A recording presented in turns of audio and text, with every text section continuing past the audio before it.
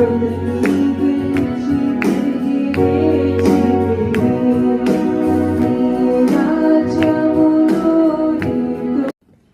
చెప్తున్నాడు ప్రత్యేకంగా ప్రతి వానికి. మనందరూ తెలుసు ఎవడు బహుమని వాడికి వేస్తాడండి, ఇంకో బహుమని ఇంకోటికి ఎవరు. ఒకవేళ మనం మనుషులుగా ఈ లోకంలో మనం కష్టపడి మన కష్టార్జితం మన చేతుల్లో రాకుండా ఒకవేళ మరణిస్తే మన కష్టార్జితం మన పిల్లలకు మన కుటుంబానికి ఇస్తూ ఉంటారు. కానీ పరలోకంలో అలా ఉండదండి. నీ కష్టార్జితం మన కష్టార్జితం, దేర్ ఇస్ నో నథింగ్. మనం ఇండివిడ్యువల్, ఎవరి యొక్క కష్టార్జితం వాళ్ళదేనండి. దానికి నీ కష్టార్జితం అని అనేక మంది మేలు పొందొచ్చు అని చెప్తున్నాడు దేవుడు. ఇక్కడ నోవాహు గురించి చూస్తే తర్వాత వచ్చిన చూద్దాం.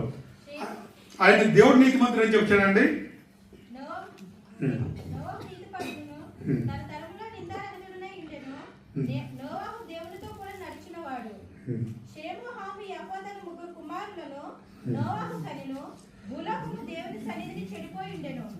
భూలోకము బలాత్కారంతో నిండి ఉండెను.